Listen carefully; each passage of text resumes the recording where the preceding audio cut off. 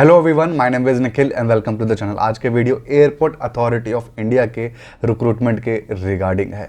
3 से 4 अलग अलग तरीके की नौकरियां निकली हुई हैं और सबसे खूबसूरत बात इन नौकरियों की ये है कि इनमें से किसी भी नौकरी के अंदर एग्जामिनेशन में कोई भी नेगेटिव मार्किंग नहीं है। मतलब कि आपको जितना अटेम्प्ट करना है आप अटेम्प्ट करिए, नेगेटिव मार्किंग नहीं है। जिसे नहीं पता है नए हो, ऑलमोस्ट सारी सरकारी नौकरियों में नेगेटिव मार्किंग होता है। मतलब आपने कोई क्वेश्चन अटेम्प्ट कर दिया, उसका आंसर गलत हो गया तो उसके मार्क्स तो गए, साथ में और एक्स्ट्रा मार्क्स आपके कटते हैं। तो वो यहाँ पर है ही नहीं, ठीक है। दूसरी बात यह है कि सिर्फ और सिर्फ सिंगल एग्जामिनेशन से यहाँ पर आपकी नौकरी लगेगी। जितनी की सारी पोस्ट है ना, सारे के सारे पोस्ट के अंदर।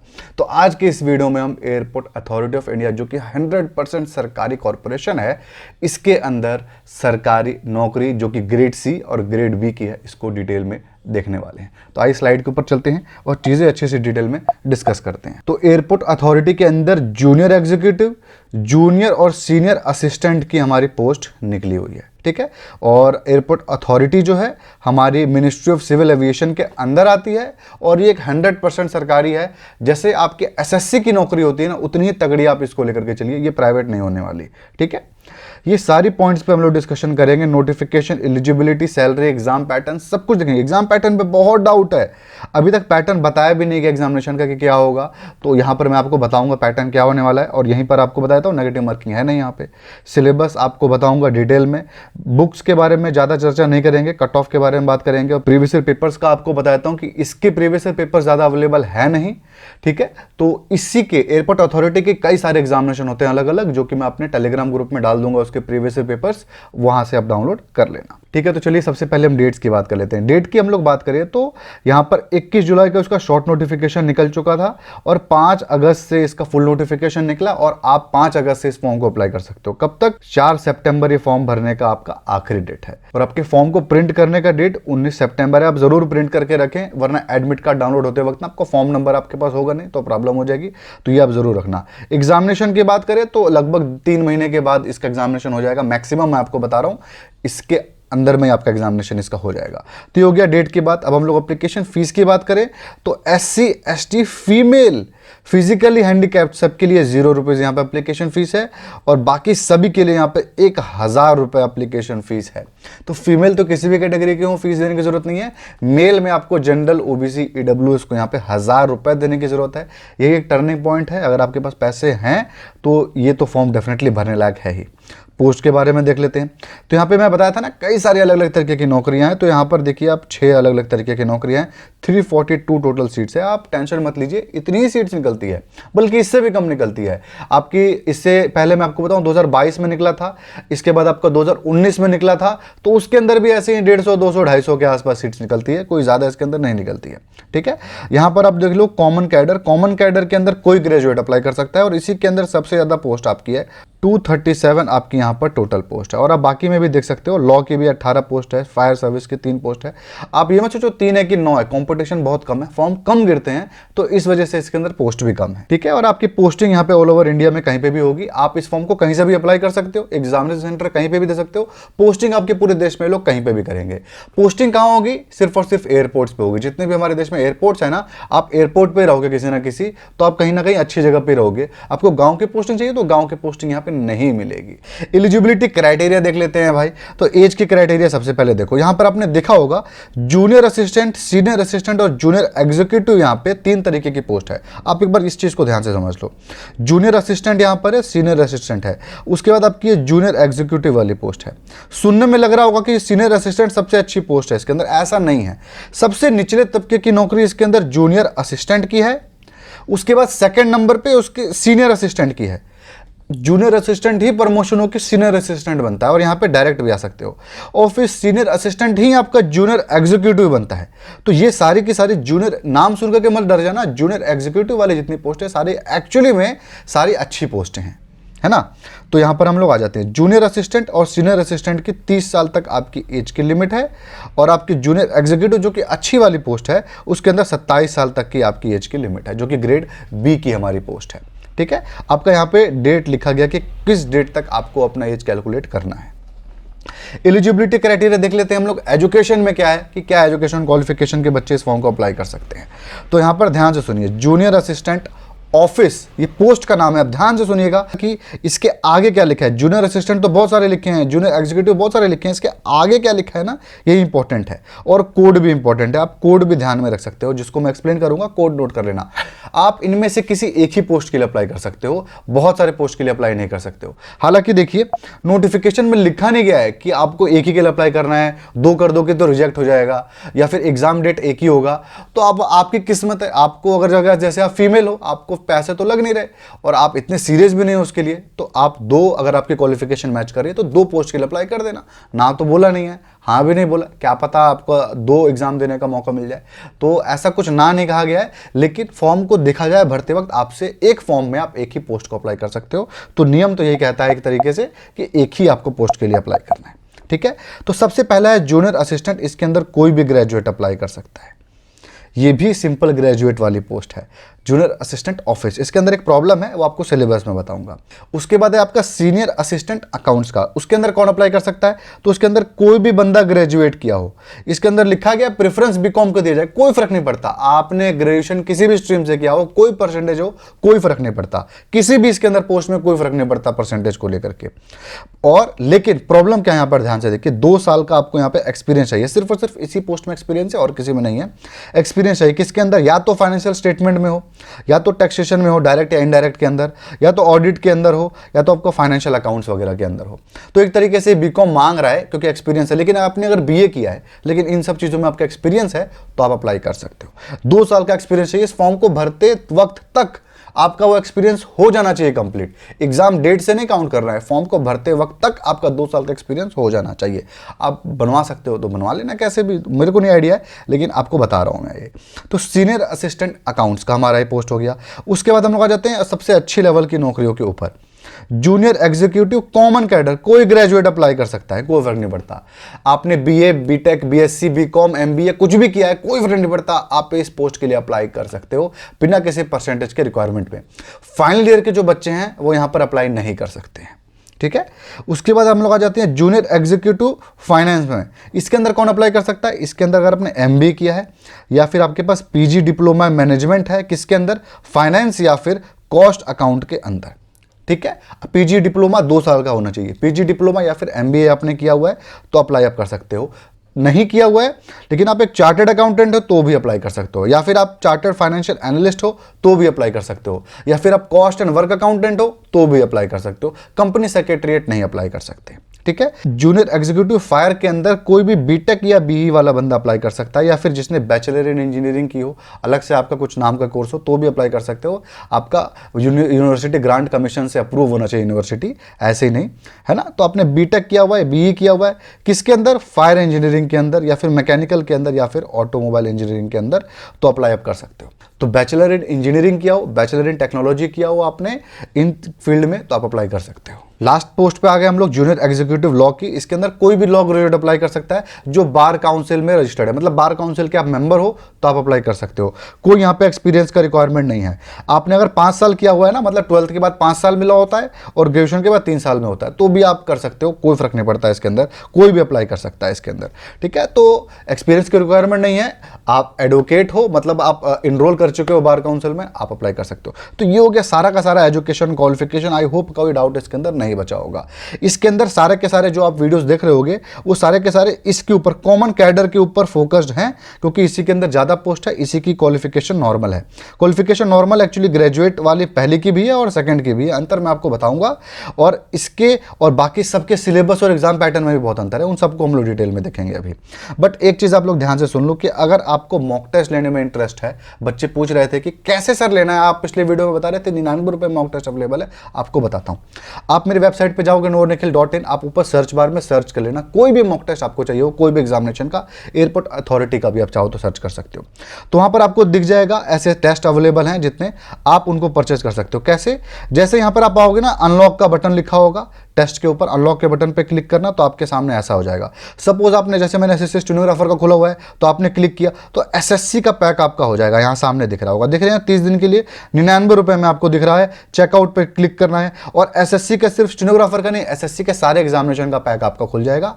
आप उन सबको दे पाओगे 1 महीने के लिए, इंग्लिश हिंदी दोनों ही भाषाओं में, और ओरिजिनल जैसा एग्जामिनेशन में इंटरफेस होता है ना, सेम उसी तरीके से।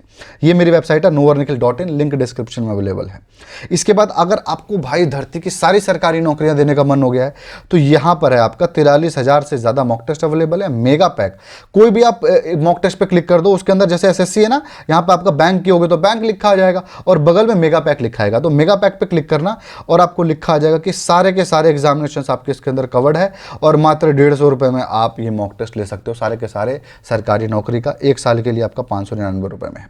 तो लिंक डिस्क्रिप्शन में अवेलेबल है, एक बार जरूर चेकआउट कर लेना। novarnikhil.in मेरी वेबसाइट है। तो आप चैनल को भी प्लीज सब्सक्राइब करो, वीडियो को भी लाइक कर देना। आगे बढ़ते हैं, सैलरी प्रमोशन देखते हैं, इसके बाद पैटर्न पे बात करेंगे अच्छे से। सैलरी प्रमोशन जानना बहुत ज़्यादा जरूरी है। यहाँ पे मोटा मोटी मैं आपको बता दूंगा वैसे, लेकिन आप यहाँ पर देख लो, junior executive, senior assistant, junior assistant, ये सैलरी के क्रम में ही लिखा हुआ है। आपको बोला था ना, ये ग्रुप बी है और ये दोनों आपका ग्रुप सी है। यहाँ पर आप बेसिक पे देख लो, इसका 40,000 है, इसका 36,000 है, इसका 21,000 है, और ये आपको सामने जो दिख रहा है, यह इसकी सैलरी बन रही है। और आपको जो बेसिक पे होता है ना, जितनी भी डीए होता है, हर चीज कैलकुलेशन आपकी बेसिक पे के ऊपर ही होती है, ठीक है। और यहाँ पर आपको नॉर्मल डीए तो हर सरकारी नौकरी में मिलता है, यहाँ पर एक्स्ट्रा एक इंडस्ट्रियल डियरनेस अलाउंस मिलता है, आईडीए जिसको बोलते हैं, वो आपको एक्स्ट्रा मिलता है, जिसकी वजह से यहाँ पर सैलरी बहुत ज्यादा है। कितनी ज्यादा सैलरी है आप यहाँ पर देख लो, कितनी ज्यादा सैलरी है। तो सीधा मोटा मोटा सीटीसी बताऊं, यानी कॉस्ट टू द कंपनी बताऊं, तो 13 लाख रुपए आपका पैकेज होगा जूनियर एग्जीक्यूटिव के लिए, जो सबसे बड़ी पोस्ट है। 11.5 लाख रुपए पैकेज होगा आपका सीनियर असिस्टेंट के लिए, और 10 लाख रुपए का पैकेज होगा आपका जूनियर असिस्टेंट के लिए। लेकिन हाथ में कितना मिलेगा? 13 लाख। तो सर ये तो आपका सेबी और नाबार्ड से भी ऊपर सैलरी है क्या इसकी? 1 लाख से ऊपर सैलरी देने वाले? नहीं, ऐसा नहीं है, सीटीसी है, कॉस्ट टू द कंपनी है। वहां पर आपका 18 lakh 19 lakh cost to the company होता है। नाबार्ड के ऊपर भी वीडियो आने वाला है, टेंशन मत लो। तो 13 लाख रुपए में जो आपका इनहैंड सैलरी बनने वाला है, वो आपका लेके चलिए 70,000 रुपए के आसपास बनेगा, 70-75,000 रुपए के आसपास। यहां पर आपका 65,000 के आसपास बन जाएगा, और यहां पर आपका 50,000 रुपए के आसपास सैलरी बनेगी। तो आपको मैं ये बता रहा हूं, जो सैलरी सब कुछ कट कुटा करके आपके हाथ में आएगा, पीएफ का पैसा भी आपका, वो आप जोड़ोगे तो और आपकी सैलरी लगभग 60,000 से लेकर के 90,000 तक आपकी सैलरी जा सकती है। और पोस्टिंग कहां है उस पर भी डिपेंड करता है, उस पर आपको एचआरए मिलता है एक्स्ट्रा। तो ये आपकी सैलरी है, आप यहां पे देख सकते हो। यहां पर मैंने अलग से मेंशन कर दिया, स्क्रीनशॉट ले लेना, ये पीडीएफ भी मैं अपने टेलीग्राम ग्रुप में डाल दूंगा। तो ये हो गया सैलरी के बारे में। प्रमोशन के बारे में बात करूं तो बहुत अच्छा इसके अंदर स्कोप होता है प्रमोशन का। ये सिविल जॉब है, मतलब है तो सरकारी डिपार्टमेंट, लेकिन सिविल बॉडी से, सिविल लोगों से, अलग अलग डिपार्टमेंट से इंटरेक्शन होता है। तो बहुत ज्यादा इसके अंदर खुल के काम करने का मौका मिलता है। थोड़ा प्रेशर भी होता है, थोड़ा मजा भी होता है, और प्रमोशन भी इसके अंदर काफी ठीक ठाक होता है। डिपार्टमेंटल एग्जाम आपको क्लियर करना पड़ेगा, 3 साल के बाद आपका प्रमोशन होना स्टार्ट हो जाएगा। जूनियर एग्जीक्यूटिव से आप सीधा सीनियर एग्जीक्यूटिव बन जाओगे। जूनियर असिस्टेंट जो आपका होगा वो सीनियर बन जाएगा, सीनियर जूनियर एग्जीक्यूटिव बन जाएगा, जूनियर एग्जीक्यूटिव आपका सीनियर एग्जीक्यूटिव बन जाएगा। 3 साल के बाद आप एलिजिबल हो जाओगे, आप अच्छा खासा डायरेक्टर लेवल तक जा सकते हो। टेंशन मत लो, इसके अंदर बहुत अच्छी इसके अंदर प्रमोशन का स्कोप है। एग्जाम पैटर्न के ऊपर सारा नाटक है सर, एक नौकरी के बारे में पैटर्न बताएं, 2 के बारे में बताएं, क्योंकि इसके अंदर सारे एग्जामिनेशन का अपना अलग अलग पैटर्न है। ध्यान से चीजें सुनिएगा, क्योंकि यहाँ पे पैटर्न के अंदर ही सारा झोल है। तो आइए यहाँ पर देख लीजिए। सबसे पहले आपको डॉक्यूमेंट्स रेडी होना चाहिए। आप फॉर्म भरते वक्त सारे डॉक्यूमेंट आपके रेडी चाहिए। उसके बाद आपका एक एग्जामिनेशन है, एक सिंगल एग्जामिनेशन है, कोई मेंस एग्जामिनेशन नहीं है। उसके बाद आपका interaction, interview, skill test, computer test, जो भी आप इसको बोलिए, मैं इसके बारे में आपको बताऊंगा। उसके बाद आपका होगा मेडिकल, और उसके बाद आपकी नौकरी पक्की हो जाएगी। ये एनसीसी वाला आप भूल जाइए यहाँ पर, ठीक है। ये एनसीसी वाले को मैं कट कर दे रहा हूं, इसको आप भूल जाइए। ये हो गया पैटर्न, जो बेसिक पैटर्न चल रहा है वो हर एग्जामिनेशन का अलग है। तो इसको हम लोग देखना स्टार्ट करते हैं। सबसे पहले आप समझ लीजिए कि इन 3 पोस्ट के अंदर आपके अलग से एलिजिबिलिटी है। सबसे पहले आप देखिए junior assistant office, senior assistant account.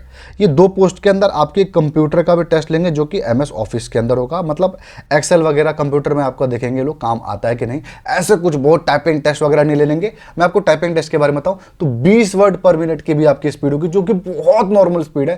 तो भी आपका काम बहुत अच्छे से चल जाएगा। इससे कम भी होगा तो कोई प्रॉब्लम नहीं है, लेकिन 20 वर्ड आप कर लेते हो, जो कि 10 दिन में आप कर सकते हो, अच्छे से प्रैक्टिस करो तो वो भी बहुत है इसके अंदर, ठीक है।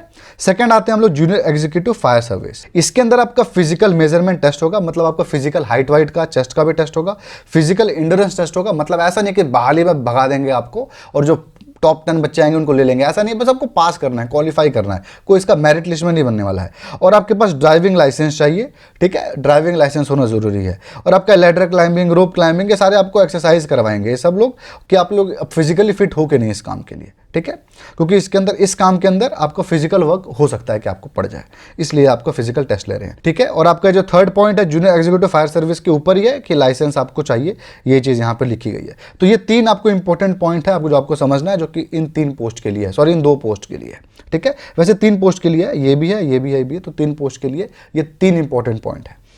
तो हम लोग आ जाते हैं अब इसके पैटर्न के ऊपर। ध्यान से सुनिए, जो हमारा जनरल पैटर्न है ना, नॉर्मल जो एक पोस्ट था, उसके पैटर्न के बारे में कुछ भी नहीं कहा गया है, बताया ही नहीं गया। कहा गया कि नोटिफिकेशन द्वारा उसका एग्जामिनेशन पैटर्न बताया जाएगा, बट पहले जो हुआ है ना उसके हिसाब से पैटर्न मैं आपको बताऊंगा क्या है, लेकिन नोटिफिकेशन के बाद ही क्लियर होगा। आपको वीडियो के माध्यम से मैं बता दूंगा कि क्या एग्जैक्ट पैटर्न होने वाला है। बट अभी हम लोग बाकी पैटर्न देखते हैं, ध्यान से आप देखते चलिए।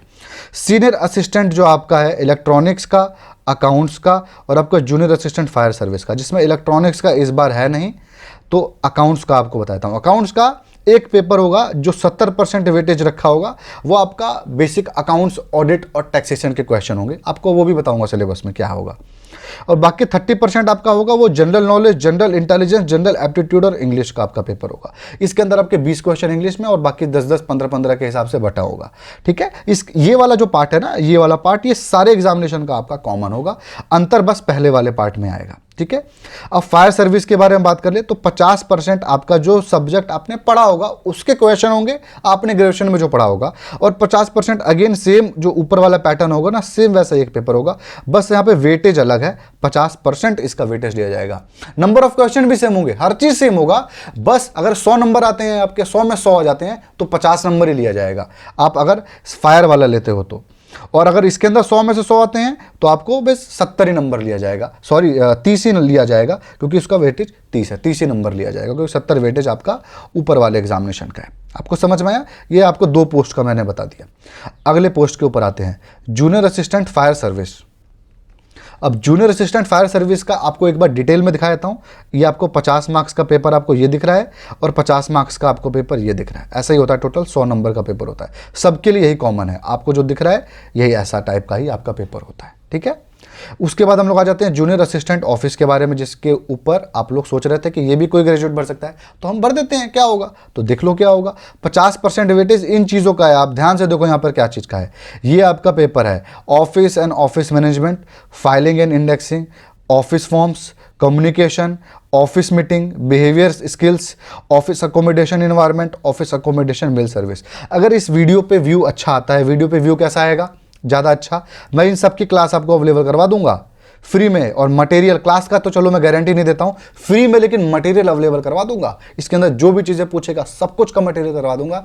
लेकिन आपको भाई पूरा वीडियो देखो, वीडियो को लाइक करो, फ्रेंड्स को भी दिखाओ। जितने ज़्यादा वीडियो में व्यू आएगा तो मैं ही करूँ, तभी मैं कर पाऊंगा, वरना मैं क्यों करूँगा, ज़्यादा फायदा मुझे भी नहीं मिलेगा, इसलिए, ठीक है। तो आपने सारा देखा, ये आपका एक पेपर होगा जिसका 50% वेटेज होगा, और बाकी 50 जो हर जैसा आपको दिख रहा होगा ना, पहले भी हुआ है, सेम यही आपका होगा। ये भी 50% वेटेज होगा, टोटल आपका 100 मार्क्स का पेपर होने वाला है, ठीक है।